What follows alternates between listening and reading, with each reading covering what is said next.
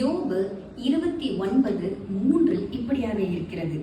அப்பொழுது அவர் தீபம் என் தலையின் மேல் பிரகாசித்தது, அவர் அருளின வெளிச்சத்தினால் இருளை கடந்து போனேன். ஆமாங்க, இந்த ஃப்ரேம்ல பார்த்தீங்கன்னா டெசர்ட்ல கேமல்ஸ் போயிட்டு இருக்காங்க. அவங்களுடைய நிழல் அவங்க கூடவே வருது. இது போலதாங்க நீங்க பல நேரங்கள்ல நீங்க போயிட்டு இருப்பீங்க. உங்களுடைய பாதையில மரண நிழல் வரலாம், வியாதியின் நிழல் வரலாம், பிரச்சனையின் நிழல் வரலாம், போராட்டங்களின் நிழல் வரலாம். ஆனா இந்த இருளை கர்த்தருடைய வெளிச்சத்தினால் நீங்கள் கடந்து போவீர்கள்.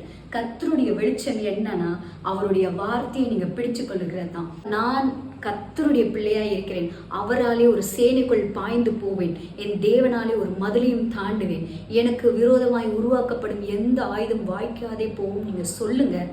உங்களுக்கு விரோதமாய் மனிதர்கள் எழும்பினாலும், பிரச்சனைகள் எழும்பினாலும், வியாதி எழும்பினாலும் எல்லாம் ஒன்றுமில்லாமல் போகும். ஒன்றும் உங்களை சேதப்படுத்தாது.